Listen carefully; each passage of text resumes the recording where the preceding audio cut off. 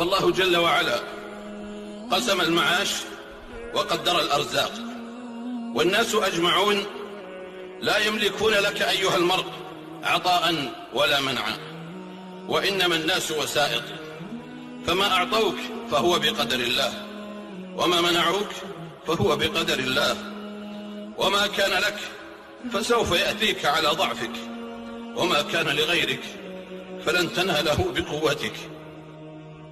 وما عليك أيها المسلم إلا أن تجد وتعمل وتضرب في آفاق الأرض وتأخذ بأسباب الرزق، فمن جد وجد، ومن زرع حصد، فلا كسب بلا عمل، ولا حصاد بلا زرع. ألا رحم الله عبدا كسب فتطهر، واقتصد فاعتدل، وذكر ربه ولم ينس نصيبه من الدنيا.